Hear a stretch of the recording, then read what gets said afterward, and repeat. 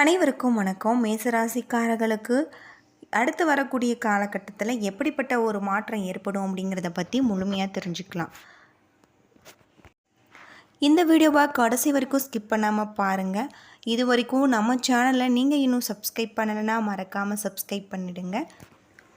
பொதுவாக மனித வாழ்க்கையில் ஜோதிடம் குறித்து அனைவரும் அறிந்த ஒரு விஷயம் ராசி, நட்சத்திரம், ஜாதகம்.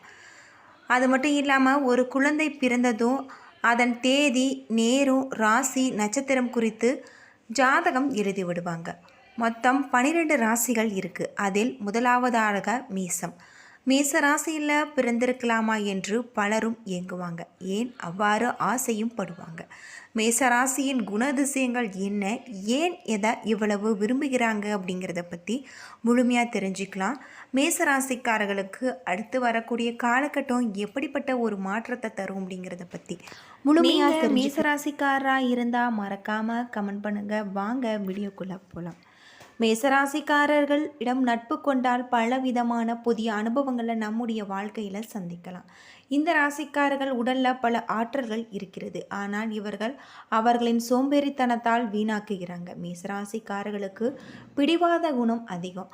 தான் விரும்பும் காரியத்தை முடிப்பதில் அதிக கவனமுடன் இருப்பாங்க. மற்றவர்கள் மேசராசியில் விருப்பத்திற்காக சில காரணங்கள் இருக்குது அப்படின்னும் சொல்லப்படுது. இவர்கள் மிகவும் நகைச்சுவை உணர்வு உடையவர்கள். குறும்புத்தனத்தையே உருவமாக கொண்டவர்கள். இந்த ராசிக்காரர்கள் இயற்கையாகவே குழந்தை போல குணம் கொண்டவர்கள். சாதாரணமான விஷயங்களை கூட வேடிக்கையாக விஷயமாக மாற்றுவதில் திறன் கொண்டவர்கள் அப்படின்னே சொல்லலாம். இந்த ராசிக்காரர்கள் நகைச்சுவை தன்மையால் அவரை சுற்றி இருப்பவர்களை அனைத்து கவலைகளையும் மறந்து மகிழ்ச்சி அடைய செய்வாங்க. அது மட்டும் இல்லாமல் செவ்வாயே போரின் கடவுள் என்று கூறுவாங்க. மேசராசியில செவ்வாய் ஆளப்படுவதால் அவர்களுக்கு தைரியம் சற்று அதிகமாகவே இருக்கும். இவர்கள் ஏதாவது ஒரு விஷயத்தில் முடிவெடுத்து விட்டால் அதனை முடிக்கும் வரை தன்னம்பிக்கையுடன் தைரியமாக போராடுவாங்க. பிரச்சனை என்று இவர்களை நம்பி வருவோரை சாகும் வரை தன்னிடம் பாதுகாப்பாக வைத்திருப்பதும் காப்பாற்றும் குணம் படைத்தவர்கள் அப்படின்னே சொல்லலாம். இந்த ராசிக்காரர்கள் எப்பொழுதுமே தாம் அமைதியானவர்கள் என்னும் உறுதிப்பாட்டை மனதில் கொண்டவர்கள் அப்படின்னே சொல்லலாம். பொதுவாக இந்த ராசியை ஆண் ராசி என்று கூறுவாங்க.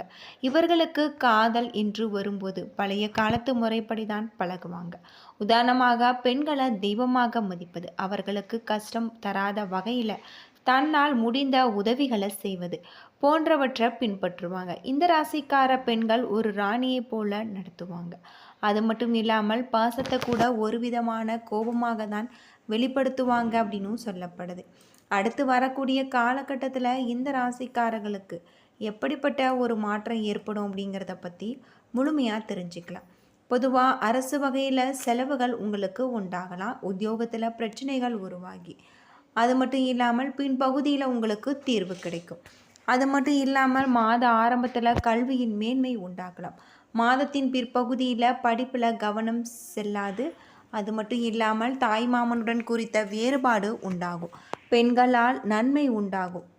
கலைகளில் திறன் அதிகரிக்கும். அறிமுகம் இல்லாத புதிய நபர்களை நம்பி ஏமாற வேண்டாம். விருந்து, கேளிக்கை, உல்லாசம் போன்ற விஷயங்களை நீங்கள் கவனம் செலுத்தும் குடும்பத்தில் மகிழ்ச்சி அதிகரிக்கும். பொருளாதாரத்தை பொறுத்தவரை உங்களுக்கு சுமாராக இருக்குது. தொழில் ரீதியாக உங்களுக்கு உருவாகக்கூடிய எதிரிகளை வெல்லும் திறன் உண்டாகும்.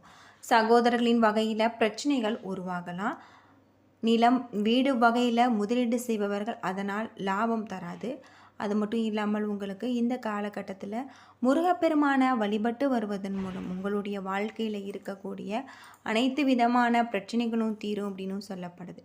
இந்த காலகட்டம் உங்களுக்கு அற்புதமான ஒரு மாற்றத்தை தரக்கூடிய ஒரு காலகட்டமாக அமைஞ்சிருக்கு அப்படின்னே சொல்லலாம்.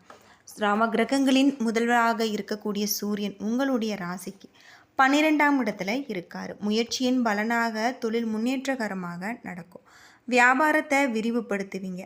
சந்திரனுடைய நகர்வுகள் சாதகமான ஒரு பலன்களை உங்களுக்கு உருவாக்கி கொண்டு வரும். புதிய தொழிலில் தொடங்க ஏதுவான ஒரு காலம். செவ்வாய் 4ஆம் இடத்துல இருக்கார். தொழில் போட்டிகள் இருந்தாலுமே சாமர்த்தியமாக சமாளிக்க பாருங்கள். தேவையில்லாமல் சண்டை சச்சரவுகளில் இறங்காதீங்க. புதன் 12ஆம் இடத்துல இருக்கார். நண்பர்கள் மூலமாக உங்களுக்கு வில்லங்கம் வீடு தேடி வரக்கூடிய ஒரு காலகட்டம். சந்திரன் உங்களுக்கு அற்புதமான ஒரு மாற்றத்தை தரக்கூடியவராக இருக்கார். அது மட்டும் இல்லாமல் அரசு ஊழியர்களுக்கு வேலை மாறுதல் உண்டாகலாம். குரு 2ஆம் இடத்துல இருக்கார். மிகப்பெரிய ஒரு மாற்றம் உங்களுக்கு ஏற்படும். கைப்பொருளை நழுவ விட வேண்டிய ஒரு கட்டாயம் உங்களுக்கு உருவாகலாம். சுக்கிரன் 12ஆம் இடத்துல இருக்கார். பேசி வைத்த திருமணங்கள் தடைப்பட்டு நிற்க வாய்ப்பு இருக்குது. சனி 11ஆம் இடத்துல இருப்பதால் உங்களுக்கு கை நிறைய காசு பணத்தை கொண்டு வரக்கூடியதாக இருக்குது. சொத்து விற்பனை மட்டும் தள்ளி போகும். ராகு 12ஆம் இடத்துல அமர்ந்திருக்காரு. ஐடி துறையில் வேலை பார்ப்பவர்கள் கவனமாக இருக்க வேண்டும். அடிக்கடி உங்களுக்கு கணினியில் பழுது ஏற்பட வாய்ப்பு இருக்குது. கேது 6ஆம் இடத்துல இருக்கார். வழியே போய் மற்றவர்களுக்கு உதவி செய்வீங்க. ஆனால் அவர்களே உங்களுக்கு அவமானங்களை பரிசாக தரக்கூடியவராக இருக்கார் அப்படின்னே சொல்லலாம். பொதுவாக மேசராசிக்காரர்களுக்கு ஏற்றுமதி இறக்குமதி தொழிலில் இந்த காலகட்டம் லாபகரமானதாக இருக்குது. ஷேர் மார்க்கெட் பிரிவு மற்றும் ரியல் எஸ்டேட் துறையில் இந்த காலகட்டம் புதிய வாய்ப்புகளை நீங்கள் பெறுவீங்க. பள்ளி கல்லூரி மாணவர்கள் கல்வியில் கவனம் செலுத்தி படிக்க வேண்டியது நல்லது. தேவையற்ற செலவுகளால் உங்களுக்கு மன உளைச்சல், உடல் அசதி ஆகியவை ஏற்பட்டு விலகும். ஆதரவற்ற முதியோருக்கு அன்னதானம் செய்வதன் மூலம் உங்களுக்கு நன்மைகள் உண்டாகலாம். அது மட்டும் இல்லாமல் முருகன் கோவிலுக்கு தினமும் நல்லெண்ணெய் தீபம் ஏற்றி வருவதன் மூலம் நன்மைகள் ஏற்படக்கூடியதாக இருக்குது. விவசாயம் மற்றும் இரும்பு சார்ந்த தொழிலில் இருப்பவர்களுக்கு ஆதாயம் தரக்கூடியதாக இருக்குது. புதிய நபர்கள் மூலம் உங்களுக்கு வர்த்தக வாய்ப்புகள் கிடைக்கக்கூடியதாகவும் சொல்லப்பட்டிருக்கு. மளிகை நகை வியாபாரிகளுக்கு மனதில் திட்டமிட்ட தொழிலில் உங்களுக்கு விரிவாக்க முயற்சிகளை செய்யலாம். தனியார் துறை ஊழியர்களுக்கு பணியிடத்தில் அற்புதமான ஒரு மாற்றம் ஏற்படும் அப்படின்னு சொல்லப்படுது. அடுத்து வரக்கூடிய காலகட்டம் உங்களுக்கு சிறப்பான ஒரு காலகட்டமாக அமைய வீட்டு பூஜை அறையில் தீபமேற்றி முருகப்பெருமான மனதார வழிபட்டு வாருங்கள். உங்களுக்கு அனைத்துமே சிறப்பானதாக இருக்கும். பொதுவாக மேஷ ராசியில் பரணி, அஸ்வினி, கார்த்திகை 1ஆம் பாதம் நட்சத்திரங்களாக இருக்குது. கிரகநிலை அப்படின்னு பார்த்தா தன வாக்கு குடும்பஸ்தானத்தில் குரு, சந்திரன், தைரிய வீரியஸ்தானத்தில் செவ்வாய், ரணருண ரேகஸ்தானத்தில் கேது, லாபஸ்தானத்தில் புதன், சனி, சயன போகஸ்தானத்தில் ராகு, சுக்கிரன். அது மட்டும் இல்லாமல் இந்த காலகட்டம் உங்களுக்கு சுப பலன்கள் உண்டாகலாம். எந்த ஒரு வேலையுமே மன திருப்தியுடன் செய்வீங்க. புத்தி சாதுரியமும் வாக்கு வன்மையும் அதிகரிக்கும். முக்கிய நபர்களின் அறிமுகம் உங்களுக்கு கிடைக்கலாம். பண வரவு அதிகமாகும். குடும்ப உறுப்பினர்களுக்கு தேவையான விஷயங்களை நீங்கள் செய்வீங்க. கணவன் மனைவிக்கு இடையே இருந்து வந்த கருத்து வேற்றுமை குறையலாம். உங்களை பற்றி யாராவது வீண் அவதூறு பேசினால் கண்டுகொள்ளாமல் ஒதுங்கி விடுவது நல்லது. வீடு மனை சம்பந்தமான காரியங்களில் இருந்து வந்த தொய்வு நிலை மாறும். தொழில் வியாபாரத்தில் மாற்றலாமா என்ற எண்ணம் கூட உங்களுக்கு உருவாகலாம். உத்தியோகத்தில் இருப்பவர்களுக்கு இடமாற்றம், பதவி உயர்வு கிடைக்க பெறுவாங்க. பெண்களுக்கு சாமர்த்தியமான பேச்சின் மூலம் காரிய வெற்றிகள் உண்டாகும். கலைத்துறையில் நிதானமாக செயல்படுத்துவது நல்லது அப்படின்னு சொல்லப்படுது. அரசியல் துறையில் உங்களுக்கு மிகப்பெரிய ஒரு மாற்றம் ஏற்படும். மாணவர்களுக்கு கல்வியில் தேர்ச்சி உண்டாகலாம் அப்படின்னு சொல்லப்பட்டிருக்கு. அது மட்டும் இல்லாமல் இந்த காலகட்டத்தில் அஸ்வினி நட்சத்திரத்தில் பிறந்தவர்களுக்கு வேலையில் மாற்றம் உண்டாகலாம். மருத்துவ செலவுகள் உண்டாகலாம். தொழில் வியாபாரத்தில் எதிர்பார்த்த சிக்கல்களை நீங்கள் சந்திக்க வேண்டியிருக்கலாம். ஆர்டர்கள் மற்றும் பொருட்கள் சப்ளை செய்வதில் கவனம் தேவை. பணவரத்து தாமதப்படலாம். பரணி நட்சத்திரத்தில் பிறந்தவர்களுக்கு உத்தியோகத்தில் இருப்பவர்களுக்கு கூடுதல் பணி சுமையை ஏற்க வேண்டியிருக்கும். குடும்பத்தில் இருப்பவர்களால் ஏதாவது ஒரு மனம் நோகும்படியான நிலை உருவாகலாம்.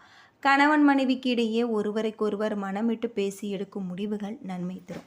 பிள்ளைகளின் கல்வியில் கவனம் தேவை. கார்த்திகை 1ஆம் பாதத்தில் பிறந்தவர்களுக்கு இந்த காலகட்டம் தன்னம்பிக்கை அதிகரிக்கலாம். பயணங்களின் மூலம் காரிய அனுகூலம் உண்டாகலாம்.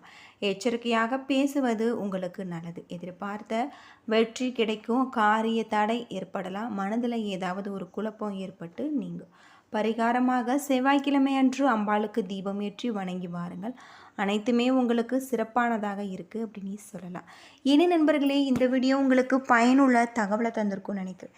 வீடியோ பிடிச்சிருந்தா லைக் பண்ணுங்கள், ஷேர் பண்ணுங்கள், கமெண்ட் பண்ணுங்கள். இதுபோல் தகவலை தெரிஞ்சுக்க நம்ம சேனலை மறக்காமல் சப்ஸ்கிரைப் பண்ணிவிடுங்க. நன்றி நண்பர்களே.